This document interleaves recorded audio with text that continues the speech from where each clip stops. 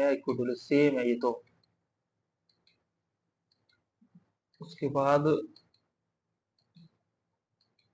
यहाँ पे आएगी कोरिशियो, एंड ये ऊपर से आएगी ओयोसियो।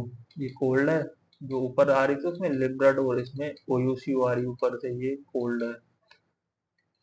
और यहाँ से जा रही थी, फिर ये तो हॉट ही है, कोरिशियो। ठीक है, फिर यहाँ से जो वहाँ पे थी गल्फ स्ट्रीम, यहाँ पे नॉर्थ पैसिफिक ड्रिफ्ट है, और ये ऊपर गई है अलास्का, क्योंकि यहीं से टूटी है यहाँ पे टकरा के, एक ऊपर चली गई एक नीचे चली गई। ऊपर गई वो अलास्का, क्योंकि अलास्का बहुत ठंडा है, तो उसके अकॉर्डिंग इसको वार्म करंट का नाम दिया गया, क्योंकि वो बहुत ठंडा है, तो अकॉर्डिंगली इसमें थोड़ी गर्म है। फिर एक करंट नीचे आएगी जो कैलिफोर्निया, ये कैलिफोर्निया स्टेट है, कैलिफोर्निया के बगल से गुजरेगी, तो उसका नाम कैलिफोर्निया करंट रख दिया, जो एक कोल्ड करंट है। फिर ये मिलके फिर ये सर्कल चलता रहेगा चलता रहेगा चलता रहेगा, यही सर्कल। ठीक है,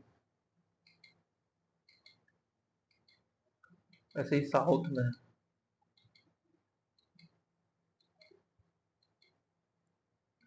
साउथ में चलती है साउथ इक्वेटोरियल करंट, फिर इधर आ गई, फिर इधर, फिर वैसे ये सारी फिर ठंडी करंट है। फिर ये हमबोल्ट की करंट, हमबोल्ट पेरू करंट, अब इसे पेरू करंट ही बोलते हैं, जिसके इसके पेंटागोनिया इधर पूरा डेजर्ट बना रखा है, इस वजह से कोल्ड करंट की वजह से। आप ये याद रखिए, हमबोल्ट करंट इंडियन ओशियन की करंट है। सबका यही सेम है, साउथ इक्वेटोरियल करंट और नॉर्थ इक्वेटोरियल। इसमें नॉर्थ इक्वेटोरियल करंट नहीं है, क्योंकि यहाँ पे इंडिया आ जाता है, और साउथ में ही है, आधा महाद्वीप कहते हैं, हाफ।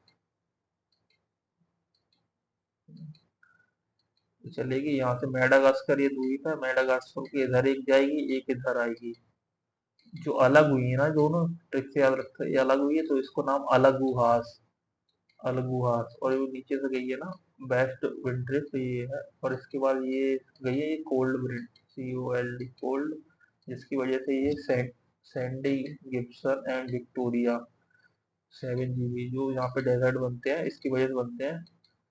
बेस्ट एफ्रिलियन करंट, जो ये ठंडी करंट है, यहाँ पे वेपोरेशन नहीं हुआ था, यहाँ पे पूरे डेजर्ट बने हुए हैं इसी की वजह से।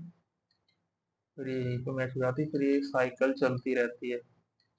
मेन आपको इसमें क्या समझना है, जो इसकी कोर थी में, आपको करंट याद रखनी है, कोल्ड याद रखनी है, और वार्म याद रखनी है, और इसमें ओशियन याद रख लेना। ठीक है, ये 4 चीजें याद रख लेना। स्टैटिक ही है ये सब, स्टैटिक समझ के याद करना है आपको। बस ये चैप्टर आपको खत्म हो गया। और कुछ चीजें ये हैं कि हाँ, सैलाइनिटी ऑफ ओशियन किसकी वजह से बढ़ती है कम होती है, और वार्म करंट क्यों होती है ना, और करंट क्यों बह रही है।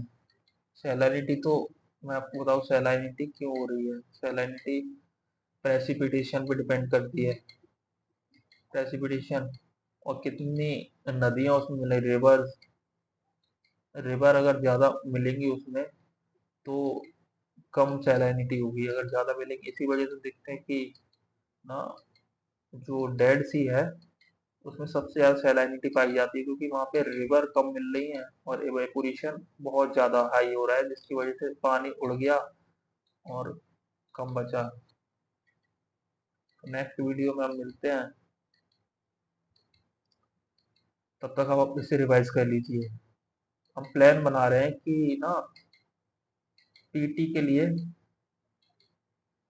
एक मैपिंग सीरीज स्टार्ट किया जाए, कि आप क्या कहते हैं, अगर मैपिंग की आप इंटरेस्टेड है, तो आप map, Indian map and world map कराएंगे।